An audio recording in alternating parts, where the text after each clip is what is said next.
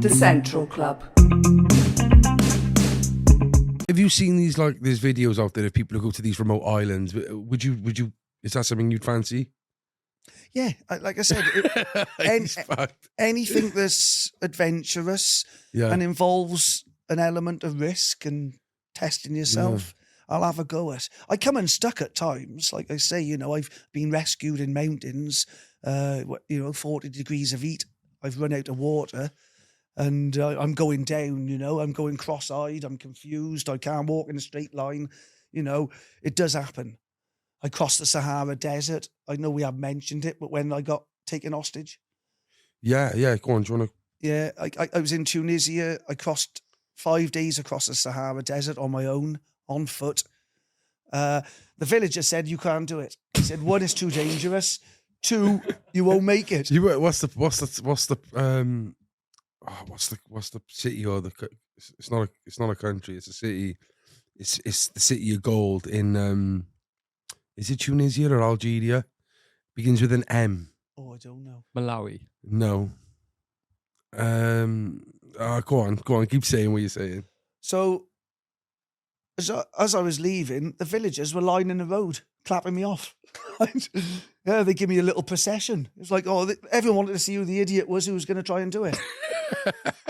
so everyone's come out of their houses, like, watching me off. Like, it's the last time they're going to see me. And the police pulled me, or the military. I don't know which one it was. They were heavily armed, and they went, get in the Jeep. And I went, I am not getting in the Jeep. I've been pulled by police before. I don't like foreign police. You know, I'd rather stay away from them. But they insisted. He cocked his gun and went, no, you're getting in. Okay. They took me to see the chief. Timbuktu, I was. It's Mali. Yeah, it's Mali? Yeah, Mali. Yeah. But it's Sahara. So he took me in. He said, right, what are you doing here? And I went, I'm going to cross the desert. He went, he said, I wouldn't advise it if I was you. There's a lot of activity out there with fundamentalists and all, rebel groups. Oh, yeah, true. He said, but he had a chat with me and he spoke Queen's English. It was like he was educated at Sandhurst Military School or something, you know. He had a plum in his mouth. I couldn't believe it. And he said to me, I don't advise you doing it.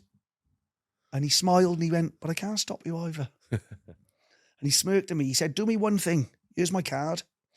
He said, when you get to that next town where you're heading in 5 days, he said, phone me. He said, otherwise, he said, I'm going to send the cavalry in to look for you.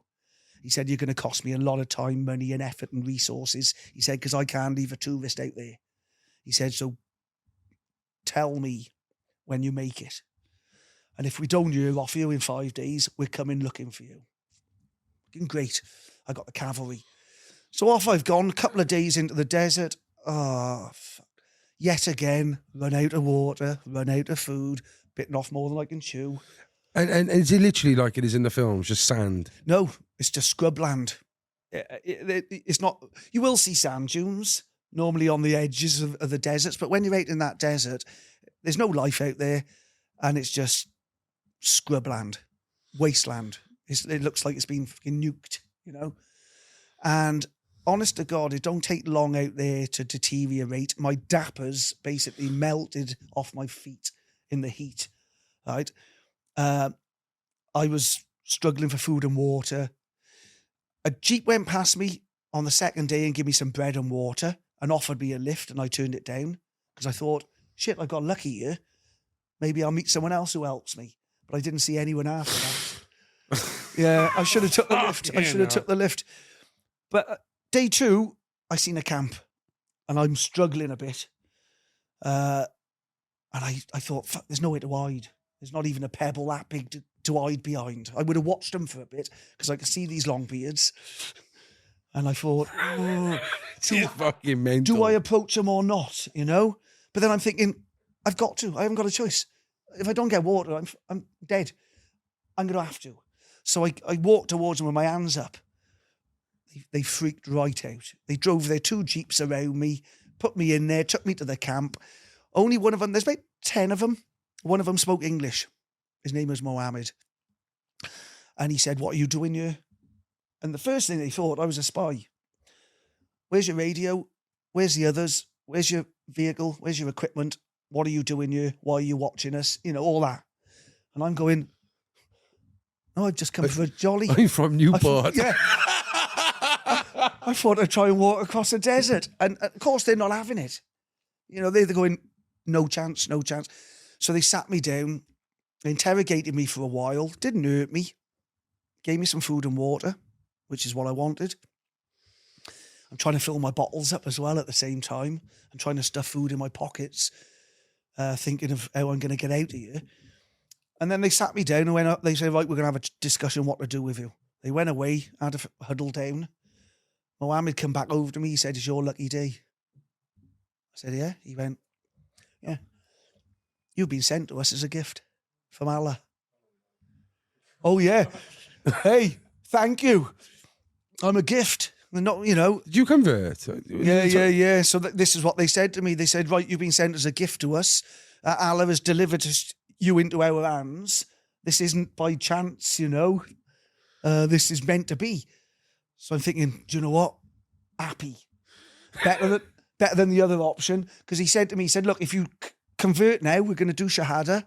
He said, but if you don't convert, he said, we're going to do Wachapa. And you, yeah. And you possibly die right here now. He went, you won't go to heaven. So he said, you got a choice. And I went, I'll take option one, please. The conversion. So they stripped me. But of course, I'm plastered in tattoos. I've even got like a Star of David on my chest. Right? And when I stripped off to do the washing, they seen the Star of David and they went ape shit again. And I thought, oh, do you know what? I've got this far. Don't say it's my fucking tattoos that get me, you know. Yeah. I wish I hadn't had it. But mental. Then they turned around and had an huddle down to decide what to do with me. And then they went, it's okay, you had that done before you were Muslim. Yeah. They don't count. Let's do it. So they converted me there and then, give me the name Abdul Haq, which is servant of the truth. And then they were celebrating. Fuck me, I had to read the Quran, the first verse in Arabic. Then we were praying for hours, right? Up and down on some mats in the middle of the desert. And I was just thinking, I want some more food and water and I want to get going. You know, I've done what you wanted. So can I go now, mate? Yeah.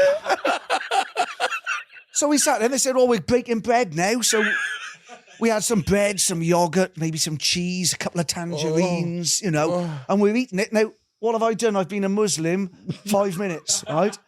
I'm left-handed. I've gone straight in for the food with the forbidden hand, straight to my mouth, and all of a sudden, wallop. I get hit with a cane across my back. They started beating me with the fucking sticks. Haram is forbidden. You don't use your left hand. I said, I've only been a Muslim 5 minutes. I haven't had a time to learn the rules.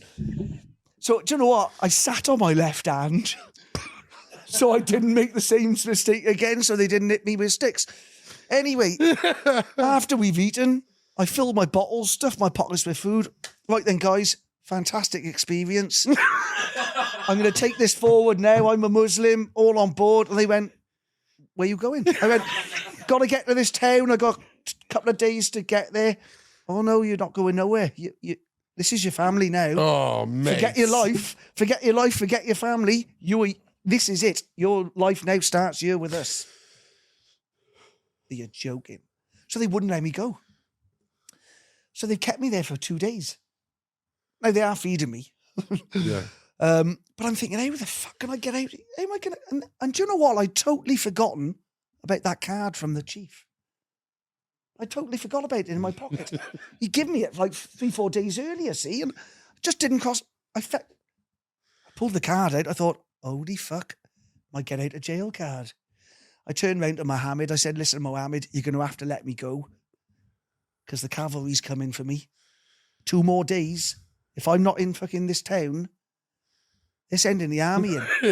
There's only 10 of you. There'll be hundreds of them with helicopters and all, and fucking tanks. So do you know what? It's like a scene out of Life of Brian or something. So again, they sat me down, went off, had a little talk amongst each other. And do you know what? They come back and went, they don't want the heat. We're going to let you go. But when you get to that town, you phone the chief, you sort it all out with the police there, phone this number. They give you a card. We'll pick you up. You come with us and you start your new life. And I went, brilliant. Can't wait. Just give me 2 days.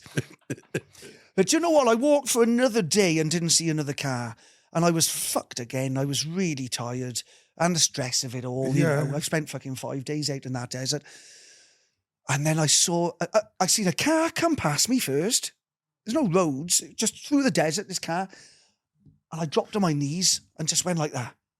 Stop, you know. He fucking drove past me. Never. I was gutted. My heart sunk then. I thought, couple of hours later, some old battered merc come past me, French olive farmer.